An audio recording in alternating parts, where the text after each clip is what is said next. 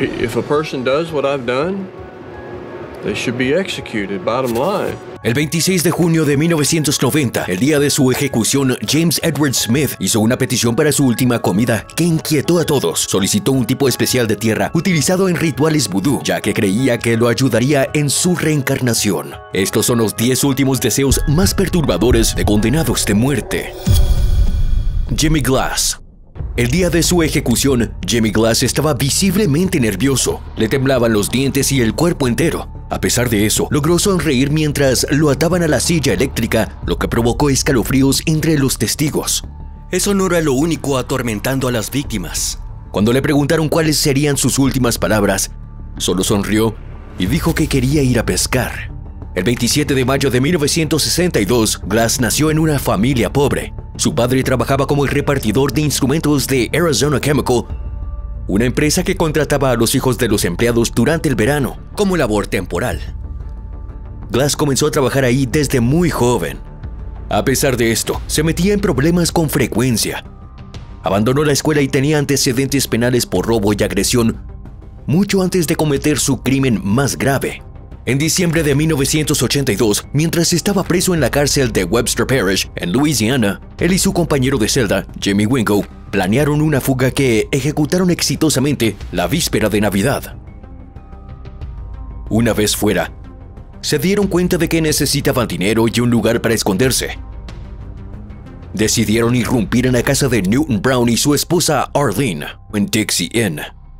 Los robaron, saquearon su hogar y antes de huir con el automóvil de los Brown, asesinaron a las 2 indefensas víctimas. Al día siguiente, los hijos de Brown se despertaron emocionados por la Navidad solo para encontrarse con la horrible escena de sus padres asesinados en su cama. Los cuerpos estaban atados con impactos de bala en la cabeza. La policía identificó rápidamente a Glass y Wingo como principales sospechosos, ya que vivían cerca de la prisión. El 5 de enero, Wingo fue capturado en Texas y llevado a la custodia después de ser encontrado en el bosque. Y Glass fue arrestado al siguiente día en San Diego, California, solo un día después de Wingo. Glass confesó haber disparado a Brown, pero alegó que lo hizo bajo amenazas de Wingo, quien le apuntó con una escopeta y amenazó con matarlo si no seguía las instrucciones. A pesar de declararse no culpable en el juicio, Glass fue condenado por asesinato y sentenciado a muerte. Sin embargo, siguió haciendo titulares después de eso. En 1985, según las leyes vigentes en Luisiana, el único método aceptado para llevar a cabo la pena de muerte era el uso de la silla eléctrica. Como resultado, Glass apeló ante la Corte Suprema, argumentando que la electrocución violaba las enmendades 8ª y 14 de la Constitución americana, ya que se consideraba castigo cruel e inusual. Glass casi ganó el caso, con un juez llegando a comparar la electrocución con la quema en la hoguera en tiempos modernos. La Corte Suprema decidió, por una mayoría de 5-4, que este tipo de ejecución era constitucional. Finalmente, en 1987, fue ejecutado en silla eléctrica. Sorprendió a todos los presentes durante su ejecución con su última acción escalofriante. Mientras lo ajustaban a la silla eléctrica, tenía una sonrisa maliciosa en el rostro, y cuando le preguntaron si tenía algo que decir, solo respondió: Sí, yo creo preferiría estar pescando. Pero su último deseo nunca se cumpliría. James French. Hay muchas personas en el corredor de la muerte que están luchando contra esas sentencias, pero las cosas fueron diferentes para James French. Él suplicaba morir.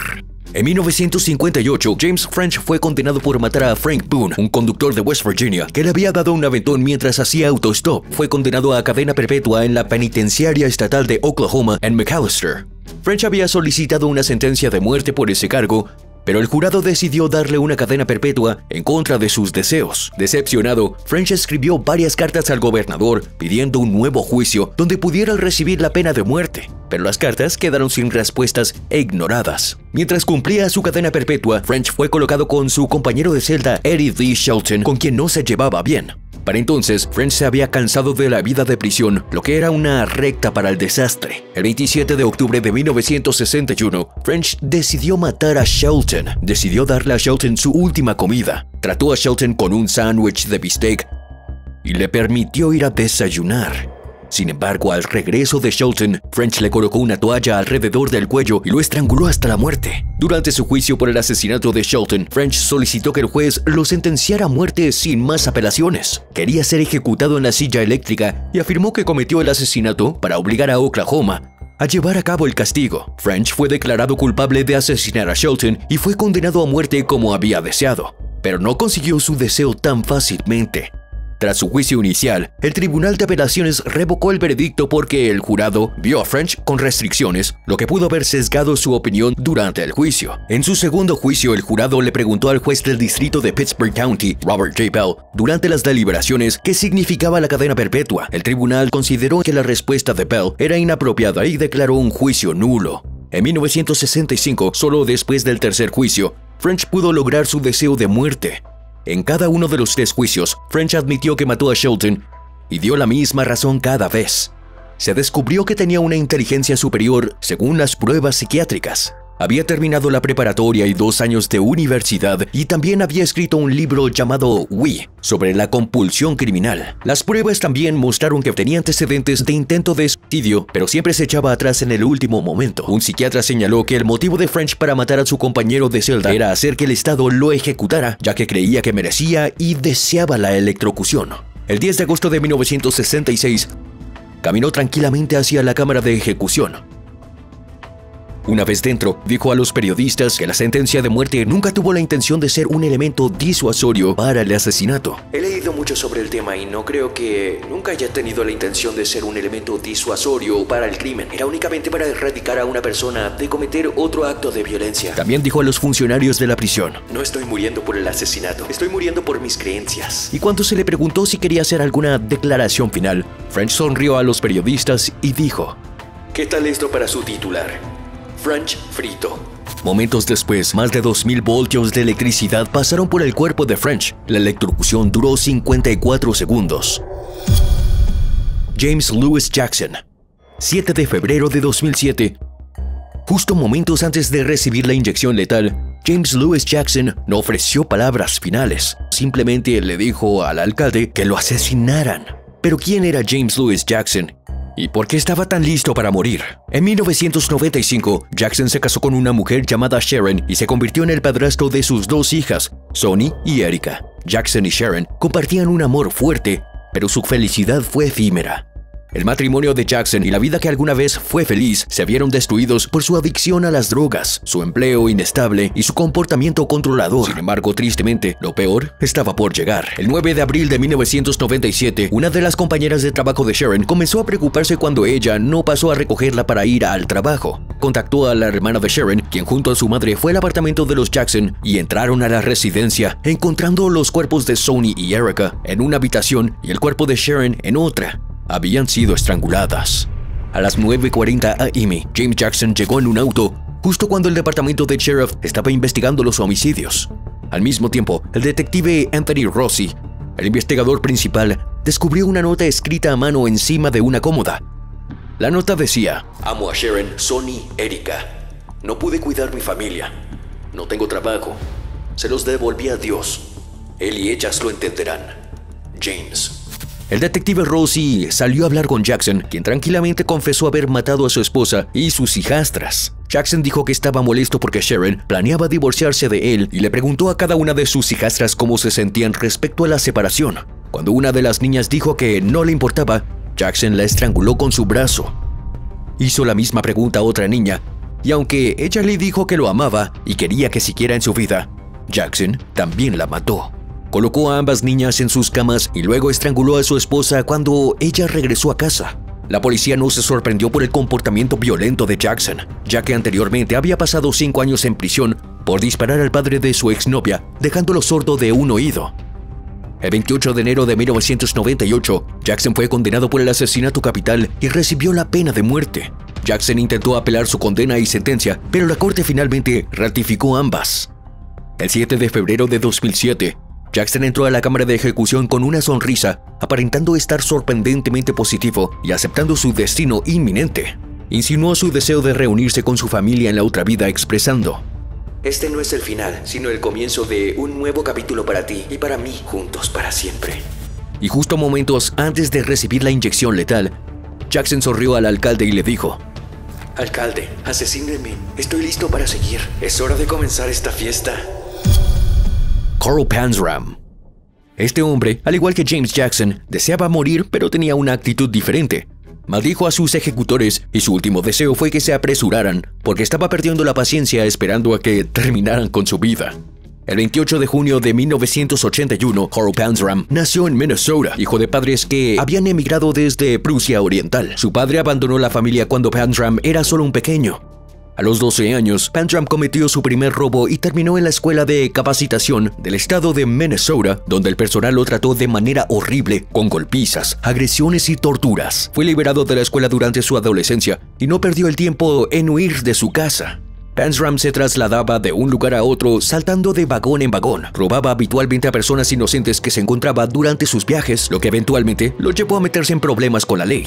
En 1908 fue enviado a la prisión disciplinaria de los Estados Unidos en Fort Leavenworth, Kansas. Y cuando le preguntaron sobre su experiencia, solo dijo: Yo era un tipo bastante podrido antes de llegar ahí, pero cuando me fui, todo lo bueno que pudo haber habitado en mí había sido golpeado y pateado fuera de mí. Una vez liberado, Panzram volvió a los malos hábitos y progresivamente se convirtió en un criminal más violento, ya que agredió física y sexualmente a muchas de sus víctimas de robo. El 24 de junio de 1915, Panzram fue capturado nuevamente y recibió una sentencia de 7 años en la penitenciaria estatal de Oregon. En su primer año de prisión, Panzram ayudó a un compañero, Otto Hooker, a escapar. Hooker mató al alcalde de la prisión, lo que convirtió a Panzram en cómplice del crimen, siendo esta la primera vez que estuvo relacionado con un asesinato. Le dieron más tiempo en prisión, pero Panzram decidió no quedarse mucho. En 1918, Panzram se fugó y emprendió una terrible ola de asesinatos en la costa oeste. Una década después, fue arrestado nuevamente por robo y enviado a la penitenciaria federal de Leavenworth. Pero este no fue el único crimen por el que sería castigado mientras estaba allí. Más tarde afirmó haber cometido 21 asesinatos, más de 1000 actos de sodomía y miles de robos e incendios provocados. Pero estaba lejos de mostrar arrepentimiento. En sus propias palabras: Por todas estas cosas no siento ni el más mínimo remordimiento. Al ingresar a la prisión, aseguró al alcalde que mataría al primer hombre que lo molestara, y esto fue lo que hizo. Pocos meses después de su sentencia, Panzram asesinó brutalmente al jefe de la lavandería, golpeándolo con una barra de hierro. Fue por este crimen que Carl Panzram fue condenado a muerte. Fue casi como un sueño hecho realidad para Panzram, como él mismo dijo una vez. Espero con ansias una silla eléctrica o bailar al final de la cuerda, igual que algunas personas esperan su noche de bodas. Cuando activistas de derechos humanos intentaron intervenir a su favor, él los despreciaba y deseaba públicamente poder matar a todos. El 5 de septiembre de 1930, Carl Panzram fue finalmente ahorcado tanto como lo había deseado. Tenía 39 años en el momento de su muerte y casi nadie lamentó verlo partir. Tan ansioso por morir, su última declaración fue: Apúrense, malditos. Podría matar una docena de hombres mientras ustedes siguen perdiendo el tiempo. George Bernard Harris. El 13 de septiembre de 2000, George Bernard Harris esperaba la inyección letal que pondría fin a su vida. En sus últimos momentos expresó un deseo: que alguien cumpliera su petición tras su muerte, matar a su abogado defensor. El 9 de febrero de 1959 nació en Newport, Arkansas, y tenía un historial delictivo mucho antes de cometer este asesinato. Había sido arrestado y condenado varias veces por crímenes como robo, agresión y posesión ilegal de armas de fuego. Pero en un fatídico día, agregó un nuevo crimen a su historial que cambiaría su vida para siempre: asesinato capital. ¿Qué lo llevó a este giro drástico en los acontecimientos? El 11 de marzo de 1989, George Harris pensaba que la vida le sonreía. Había tenido suerte y ganó algo de dinero jugando a los dados. Como resultado, atrajo atención de quienes asumieron que tenía dinero de sobra. Alguien que necesitaba dinero se le acercó a Harris y le pidió que empeñara 2 ametralladoras. Harris aceptó. Le dio al hombre dinero y escondió las armas en el maletero de su auto. Harris regresó al juego de dados, sintiéndose un poco ansioso por haber dejado las armas en el auto. Al ver a Michael Taylor, Harris le preguntó si podía guardar las ametralladoras en su casa. Taylor aceptó, así es que Harris se unió a él y a otra persona llamado Stanley Willoughby para ir a la casa de Taylor. Una vez ahí, Taylor le pidió a Willoughby que llevara las armas adentro. Pero cuando Willoughby se dirigía a la casa con las armas, un tipo sentado en el porche le dijo que sería mala idea llevarlas adentro. Entonces Willoughby le pasó las cajas de ametralladores a los hermanos menores de Michael Taylor y les dijo que las escondieran cerca de la casa. Los chicos tomaron la caja y la escondieron bajo unos arbustos en el patio trasero. Luego se fueron sin decirle a Willoughby dónde habían guardado las armas, y Harris ya se había marchado, por lo que no tenía idea de lo que había sucedido. Alrededor de las 8 p.m., Harris regresó buscando a Michael Taylor, diciendo que necesitaba recoger las armas. Taylor no tenía idea de dónde estaban, pero Harris insistía, diciendo que las necesitaba de inmediato. En algún momento del día, alguien le había dicho a Harris cobarde, por lo que le dijo a Taylor que los iba a tirotear para demostrarle a todos que no era un cobarde. Taylor le dijo a Harris que le preguntara a Willoughby, y cuando Harris le preguntó a Willoughby, explicó que no sabía dónde estaban las armas y que tenían que esperar a que llegaran los hermanos de Taylor. Harris insistió que quería sus armas y que las quería en ese momento, pero Willoughby solo le respondió: Bueno, no puedo ayudarte. Fue entonces cuando Harris sacó un revólver Magnum calibre 41 de su cinturón y disparó a Willoughby, matándolo al instante. Harris huyó de la escena y finalmente llegó al apartamento de una amiga, pero la justicia lo alcanzó rápidamente. El 15 de marzo de 1989, la policía arrestó a Harris en Columbia mientras cometía un robo a mano armada ahí. Durante su juicio, Harris admitió haber matado a Willoughby, pero afirmó que fue en defensa propia por una discusión en una casa de drogas. Pero al final fue declarado culpable y recibió la pena de muerte. Su abogado defensor dijo que las condenas previas de Harris influyeron en que el jurado lo encontrara culpable. Harris lo veía de otra manera. Estaba convencido de que su abogado no hizo lo suficiente para salvar su vida. Y al parecer, Harris nunca perdonó a su abogado y guardó ese rencor hasta su muerte. El 13 de septiembre de 2000, mientras Harris esperaba que las drogas letales hicieran efecto, expresó un escalofriante último deseo diciendo: Alguien debería de matar a mi abogado defensor. William Bonin. En solo un año, de 1979 a 1980, el estrangulador de autopista William George Bonin asesinó al menos 21 personas, pero algunos creen que pudo haber matado a muchos más. Fue condenado a muerte y el día de su ejecución, su último deseo sorprendió a todos. Nacido en Connecticut el 8 de enero de 1947, William Bonin fue producto de una familia disfuncional de abuso sexual.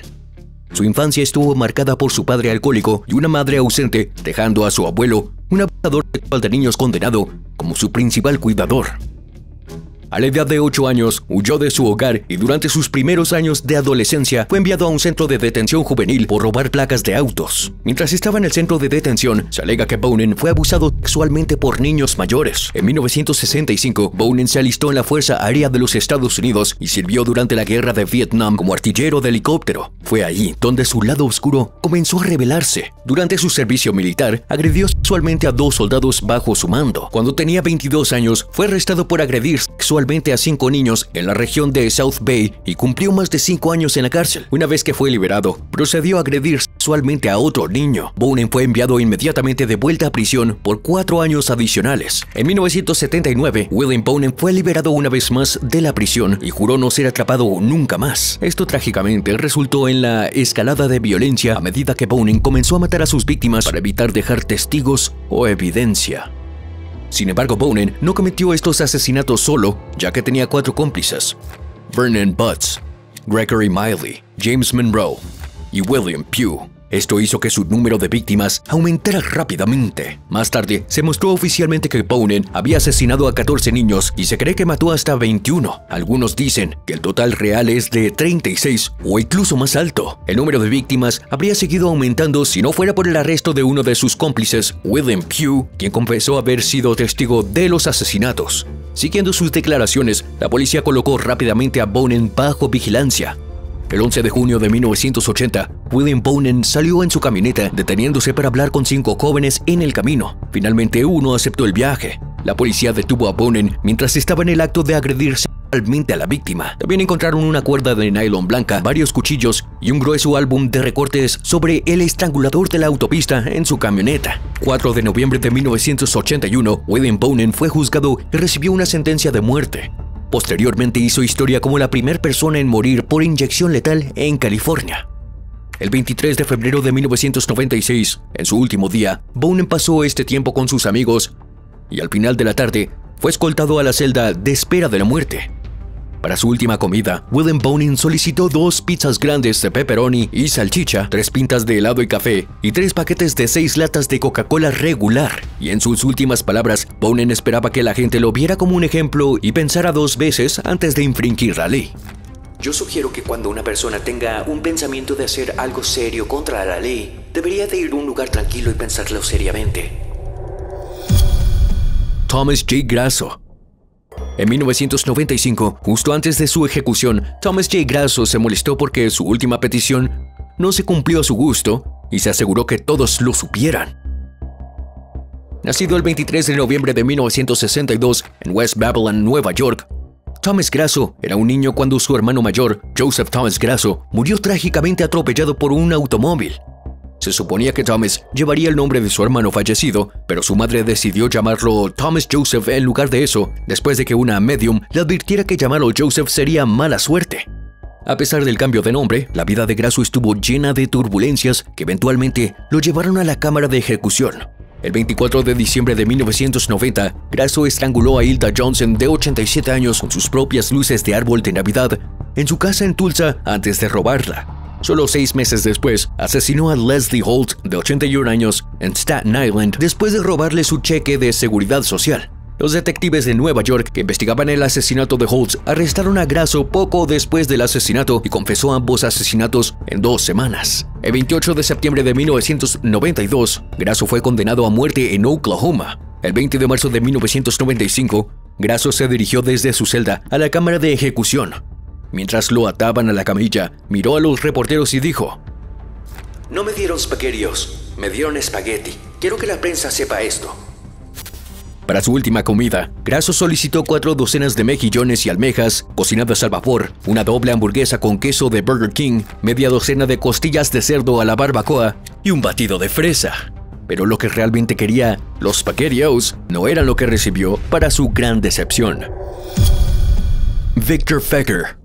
Imagínate en una situación desesperada en la que has sido declarado culpable de asesinato y enfrentas la pena de muerte. Pero antes de enfrentar tu destino, ¿qué elegirías como tu última comida? Victor Feguer tomó un enfoque diferente y solicitó una sola oliva con el hueso todavía dentro. En 1960, Robert Feguer, originario de Michigan, llegó a Lubbock, Iowa, y alquiló una habitación en una pensión destartalada. Poco después de su llegada, comenzó a llamar a médicos de las páginas amarillas locales, afirmando que una mujer necesitaba ayuda médica. Eventualmente, llegó al Dr. Edward Bartels. Cuando el Dr. Bartels llegó, lo secuestró y asesinó en Illinois, dejando su cuerpo en un maizal con una herida de bala en la cabeza. Unos días después, fue atrapado en Birmingham, Alabama, cuando intentaba vender el automóvil de su víctima, a quien notaron algo sospechoso y alertaron al FBI.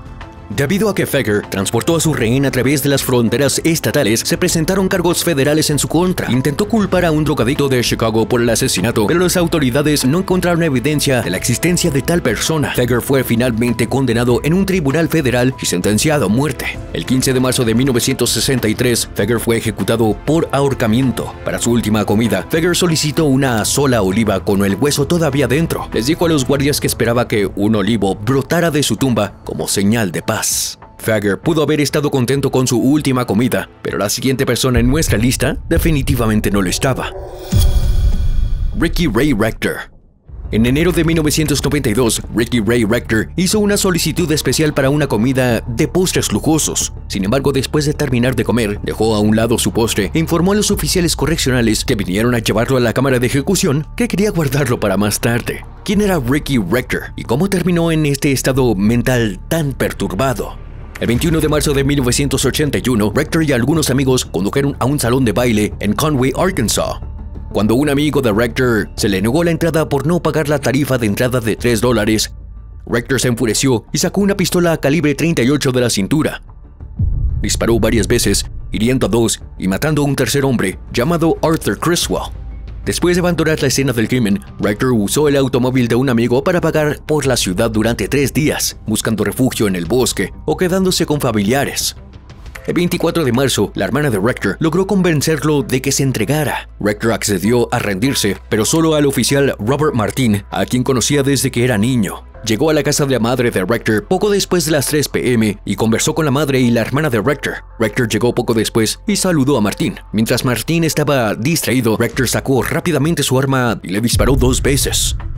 Rector luego se dio la vuelta y salió de su casa. Una vez fuera de la casa de su madre, Rector se apuntó con el arma en la sien y disparó. Rector fue rápidamente descubierto por otros oficiales de policía y llevado al hospital local, pero el disparo había destruido el lóbulo frontal de Rector. Rector sobrevivió a la cirugía y fue juzgado por los asesinatos de Criswell y Martin. Sus abogados defensores argumentaron que Rector era intelectualmente deficiente y no era competente para ser juzgado. Después de escuchar testimonios contradictorios de varios expertos que lo habían evaluado, se dictaminó que Rector era competente para ser juzgado y fue declarado culpable en ambos cargos y condenado a muerte. El 24 de enero de 1992, Rector fue ejecutado mediante inyección letal. Para su última comida, Rector solicitó y recibió un bistec, pollo frito, Kool-Aid de cereza y un pastel de nuez pecan. Después de terminar de comer, Rector dejó el pastel a un lado de la bandeja, diciendo que lo estaba guardando para más tarde. Pero ese más tarde nunca llegó, y la porción de pastel no se desechó hasta que Rector fue ejecutado. James Edward Smith.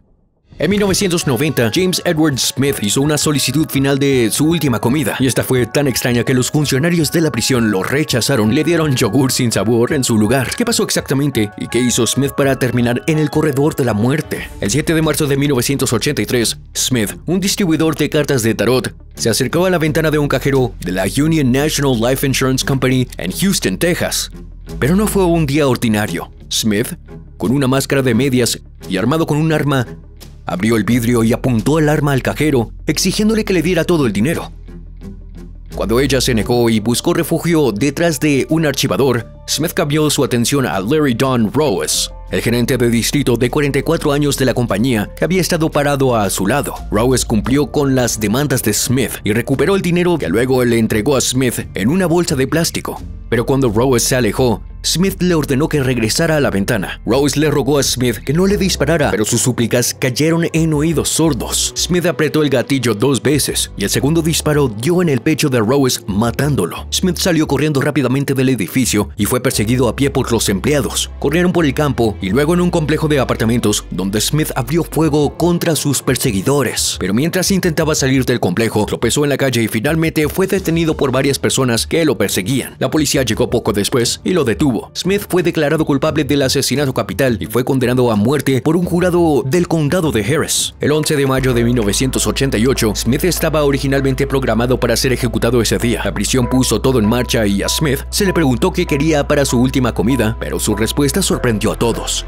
Smith solicitó una última comida de tierra raeacunda. La solicitud fue obviamente rechazada por el Departamento de Justicia Criminal de Texas. En cambio, Smith recibió una porción de yogur natural que estaba en la lista de alimentos aprobados para las comidas del corredor de la muerte. Smith realmente tenía motivos más siniestros. Expertos en suelos de la Universidad de Texas A&M creían que este tipo específico de tierra se comía durante los rituales de vudú que Smith practicaba y en los que creía. Smith esperaba realizar un ritual de vudú que creía que lo ayudaría en su reencarnación. Pero al final, Smith no fue ejecutado ese día. Su vida se salvó cuando los abogados de su madre suplicaron a la Corte Suprema. Pero 2 años después, Smith volvió a ser condenado a muerte. Esta vez rechazó sus apelaciones y argumentó que permanecer en prisión era un castigo cruel e inusual porque él prefería morir y reencarnar. Su madre apeló nuevamente y afirmó que él era mentalmente incompetente. Sin embargo, la Corte Suprema negó la apelación. El 26 de junio de 1990, Smith fue ejecutado mediante inyección letal. Por segunda vez, no se cumplió su último deseo. Nuevamente, le negaron la tierra y su última comida solo fue yogur natural.